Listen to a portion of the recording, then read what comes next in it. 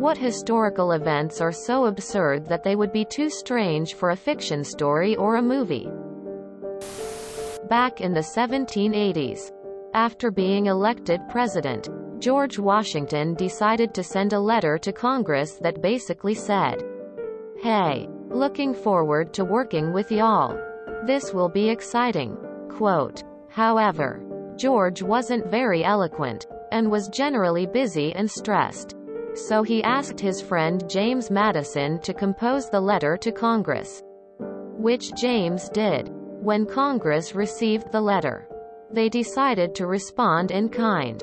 Not wanting to slight the new president, they wanted to send back a letter that essentially said, "We're glad you're excited. So are we." They decided there was no one better in Congress to write the letter than their very own James Madison. So, James writes a response to the letter he wrote in the first place, and Congress sends it to George. George decided to respond with something along the lines of, "Oh, good. I'm excited that you're excited, too." Quote. And since his buddy James did such an excellent job with the first letter, George again went to him and had him compose the response. Congress received the letter and, again not wanting to be awkward and ignore the president, decided to reply with yet another letter that basically said, "Hey, we're excited that you're excited that we're excited." Quote. And once again, they had James Madison compose the response. Said James Madison, future fourth President of the United States, wound up writing himself 4 letters back and forth between George Washington and Congress, and was too embarrassed to tell anyone about it while it was going on. //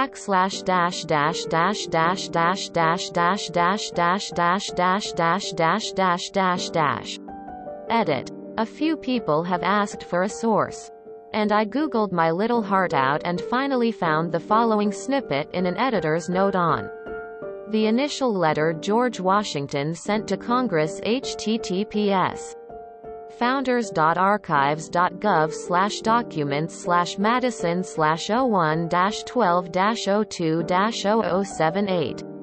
Emphasis mine. At their Mount Vernon meeting, Washington and JM agreed that the Humphreys draft, which contained numerous legislative proposals, should be discarded in favor of a brief address that deliberately omitted specific recommendations to Congress. The one recommendation which the President made in his inaugural, that Congress consider amendments to the Constitution, was one that JM had much at heart. If the passage on amendments suggests the pen of JM, a remark by Washington in his note of 5 May 1789 clearly points to him as the author of the address. Notwithstanding the conviction I am under of the labor which is imposed upon you by public individuals as well as public bodies, yet, as you have began, so I would wish you to finish the good work in a short reply to the address of the House of Representatives. Thus, in the opening series of formal exchanges between the President and Congress, J.M. was in dialogue with himself.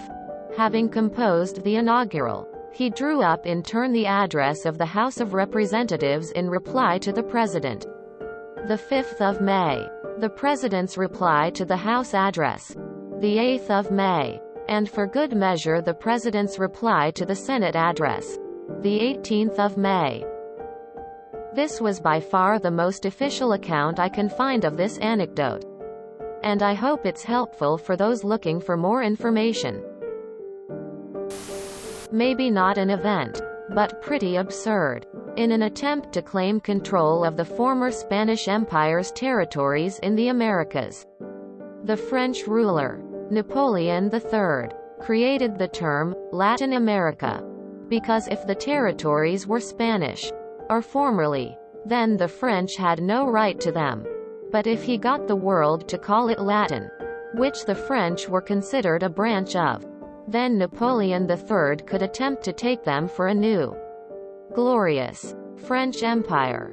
This would also reassure the British, U.S., and Dutch that he was not going after their American territories, since they were not Latin countries. In other words, we call Hispanics of the Americas Latin because it was French propaganda used to legitimize their rule over South and Central America. Hitler, Tito, Stalin, Trotsky, and Freud were living in the same Vienna neighborhood in 1913. The Toronto Circus riot of 1855. The fire department and some clowns get into a disagreement at a whorehouse and get into a punch-up. The clowns win, but the firemen return to the circus later and start attacking in revenge. The firemen win the day, but violence is stopped when the militia come in. The police do nothing, so the city fires all the police, and I mean everyone, and starts a new police force. John Adams and Thomas Jefferson both died on the same day. The day? The 50th anniversary of the 4th of July. Adams's last words were, "Thomas Jefferson still survives." Juan Pujol Garcia, World War II spy who won both the German Iron Cross and Order of the British Empire for spying. He initially approached British intelligence and offered his services, and was refused. Undeterred, he created the persona of a loyal Nazi supporter, became a German agent, gathered a payroll of fake sub-agents, all bankrolled by Germany, persuaded the German Navy to chase a fake convoy, then finally got recruited by the Allies. He finally fed misleading info to the Axis about the D-Day landings, causing them to deploy forces to the wrong locations, even after the invasion had begun.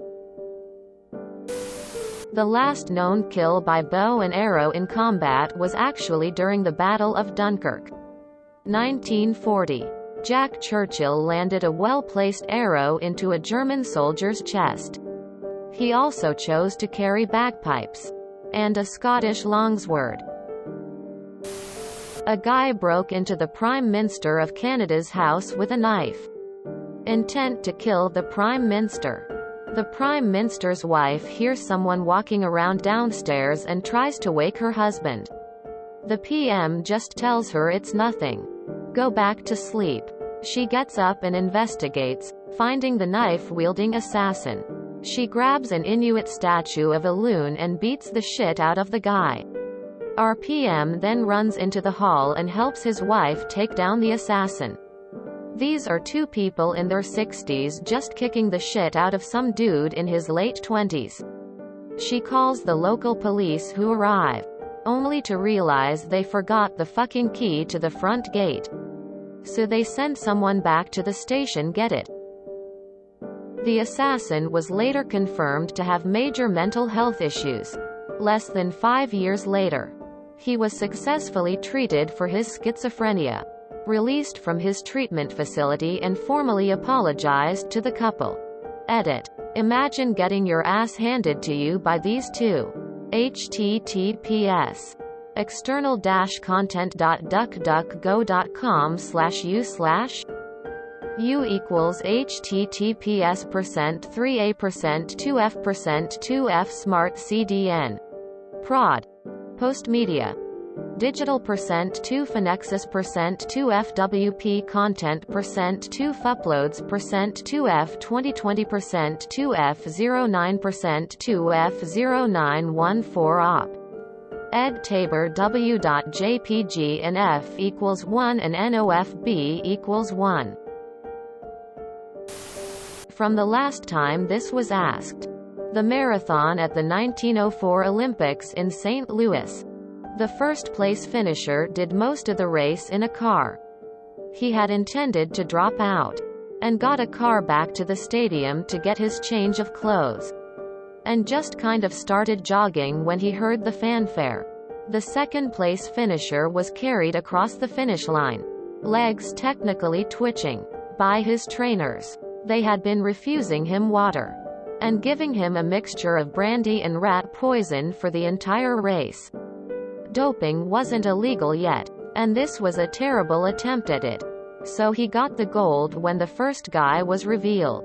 Third finisher was unremarkable. Somehow. Fourth finisher was a Cuban mailman who had raised the funds to attend the Olympics by running non-stop around his entire country.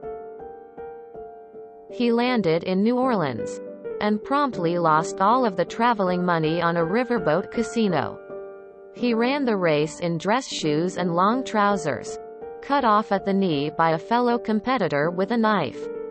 He probably would have come in first. Well, second. Behind the car. Had it not been for the hour nap he took on the side of the track after eating rotten apples he found on the side of the race. 9th and 12th finishers were from South Africa and ran barefoot. South Africa didn't actually send a delegation. These were students who just happened to be in town and thought it sounded fun. 9th was chased a mile off course by angry dogs. Note: these are the first Africans to compete in any modern Olympic event. Half the participants had never raced competitively before. Some died. St. Louis only had one water stop on the entire run. This, coupled with the dusty road, and exacerbated by the cars kicking up dust, lead to the above fatalities. And yet, somehow, rat poison guy survived to get the gold. The Russian delegation arrived a week late, because they were still using the Julian calendar. In 1904, when Ivan the Terrible died, he had 2 sons. He had clubbed the third one to death.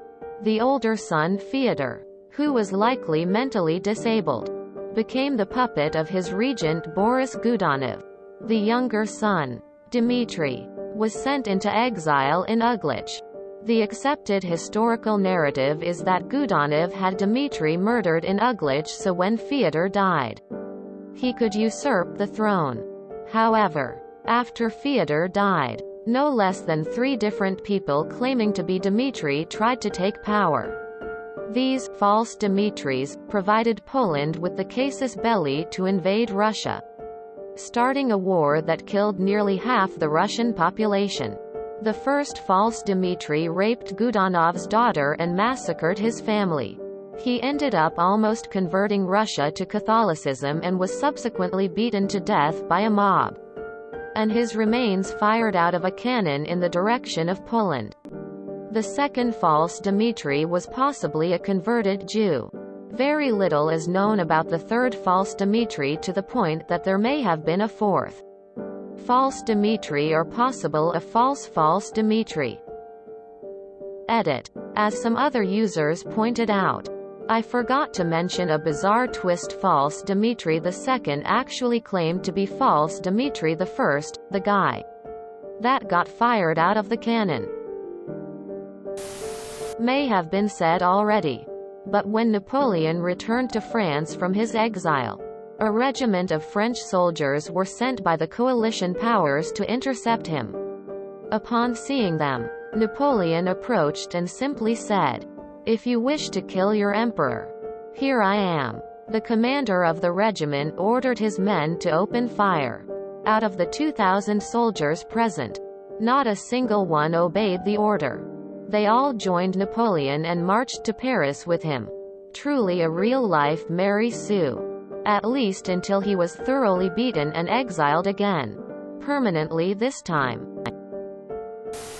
The assassination of U.S. President James A. Garfield. Basically, this guy named Charles wrote some essays campaigning for Ulysses S. Grant's failed 1880 nomination. And when Garfield ran for president, Charles Ctrl+F the other politician's name and replaced it with Garfield's name. When Garfield won, Charles marched up to the White House claiming to be owed some credit for that, and wanted to be rewarded for his efforts by being made a consul to Vienna or Paris. He was told to scram, and he was so mad that he decided then and there that he'd teach them a lesson by killing Garfield. So he went to a store and chose to spend a little extra cash on the ivory-handled pistol because he thought it'd look better in a museum as the gun that killed the president. He was short $1, so the shopkeep lowered the price. Charles then set about making plans for his eventually arrest, such as trying to tour the prison where he assumed he would be jailed. His first opportunity to kill Garfield came as the president was seeing his wife off at a train station. But Charles felt it'd be cruel to kill a man in front of his sick wife, so he opted to wait. His next chance popped up as Garfield was hanging out with Robert Todd Lincoln, who had a knack for being close with presidents who got killed. Charles walks up, fires, and was immediately arrested. Thankfully, Charles wasn't all bad, and as he was being loaded up, he handed the cop his gun, which the cop had forgotten to grab from him. Garfield was taken back home, and doctors dug around inside him with dirty fingers looking for the bullet. We'll come back to that. The Navy rigged up a makeshift air conditioner for Garfield to help with his fever, and they even called in a cameo from Alexander Graham Bell to make a metal detector to find the bullet. But they didn't account for Garfield being on a metal-framed bed or bother to check the side of his body where the bullet was lodged. Not getting better, they sent Garfield by train to a cottage on the beach where volunteers even helped build a rail line to the cottage to make it easier. Remember how they kept digging in the wound with dirty fingers and tools? Yeah, that got infected, and after nearly 80 days of misery, Garfield died. Modern doctors and historians believe he would have likely been fine if they'd just treated the wound and not worried about digging out the bullet, or at the very least been smarter about getting the bullet out. Charles sat in jail until his trial, where he insulted his lawyers, gave his testimony in the form of poetry, and passed notes to people in the audience asking for legal advice. He sang. He put out ads in the paper looking for a wife, and had plans to go on a speaking tour once he was found innocent. He wasn't. Charles was sentenced to death by hanging, danced his way up to the rope, and sang a song he wrote. The orchestra he requested was denied. He was hanged, and now part of his brain is on display in Philadelphia. Edit. And fittingly, the president named Garfield died on a Monday. The Allies in Italy during WW II were blocked at one point by an old castle that defended a critical valley they needed to move through. The Nazis had taken it over and heavily fortified it with machine guns and artillery. Had a long ramp to the main gates that left the attackers open to MG fire. Back of the castle opened onto a sheer cliff. Destroying the castle wasn't an option. The British tried taking from the front and failed. The Americans tried the same thing with more men and also failed. Enter the Canadian Army, who decided to scale the cliff at night, with all their gear, in complete silence, and take the fort. And they did it. The RMS Carmania. In 1914, just after the outbreak of the First World War, Germany had a cunning idea. They needed to ensure naval superiority in the Atlantic. But there was no way they could manufacture enough new battleships in order to contest what was traditionally Britain's inviolate domain. So, they took the SMS Cap Trafalgar, an 18,700 TN cruise liner, and retrofitted it with two 4.1-inch guns and 6 1-pound, pom-pom, autocannons, and also had one of its funnels removed so that this colossal Frankenstein's monster of a ship would appear, for all intents and purposes, to be a cruiser under the command of the British Merchant Navy. The ruse complete. It would prowl the South Atlantic under false flags. Dressed as a British ship, it could approach the British supply line and at the last minute fly the German colors before wreaking havoc and undermining the until now unimpeachable British Navy. They even renamed it the RMS Carmania, RMS, standing for Royal Mail Ship. a type of volunteer support ship attached to the British Navy, to complete the illusion and ensure that it would never be recognized as being formerly a German luxury holiday liner until it was far too late. Military historians generally concur that it was a bold but brilliant plan. At a fraction of the time and cost of a new custom-built battleship, the newly christened RMS Carmania should cost the British fleets thousands of lives and millions of tons of lost ships before it could be reliably identified. Except for one tiny problem. On the 14th of September 1914, after a fruitless first voyage ending with no sightings of any targets and being forced to refuel empty-handed, the RMS Carmania met its first-ever opponent just off the coast of Trinidad. It was the RMS Carmania, a 19,500 TN luxury cruise liner retrofitted with 8 4.7-inch guns and deployed as a cruiser by the Real British Merchant Navy. From 4 miles away, the Real RMS crew realized that the ship they were looking at was not in fact the ship that they were standing on, and opened fire. It took 2 hours of vicious Age of Sail-style broadsides. But eventually the doppelganger was sunk with the maimed victor limping away under escort to Brazil for repairs. Battle of Caransebees. That time in the 1700s, when the Austrian army got confused, waged a huge battle against itself within its own lines, and lost an estimated several hundred to few thousand men, and a lot of equipment and money.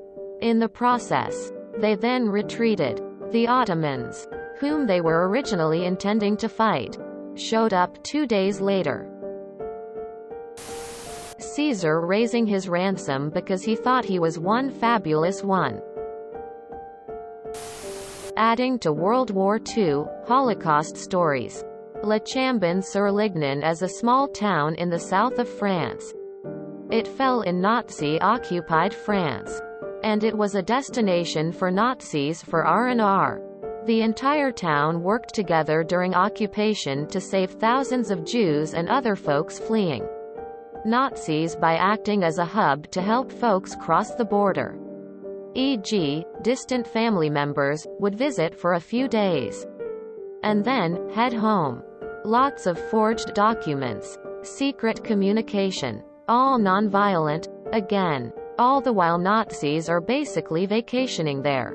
Town never really bragged about it. General sense was that it was simply the right thing to do. Old documentary called Weapons of the Spirit highlights the story. There's also a great display in Yad Vashem, Holocaust Museum in Israel. My personal favorite. The Cadaver Synod, in which the dead body of a former pope was disinterred, propped up on the throne, and then formally tried by the church to have his papacy retroactively annulled. Predictably, he was found guilty. Then they chucked his corpse in the Tiber. People are funny animals. Anti-tank dogs in WW2. The Soviet Union strapped bombs to dogs and trained the poor things to run under tanks where they'd blow up. 4 out of a group of 30 managed to damage German tanks, while 6 damaged Soviet soldiers in trenches. 1561 celestial event over Nuremberg. Apparently a bunch of people witnessed spheres and cylindrical fighting in the sky.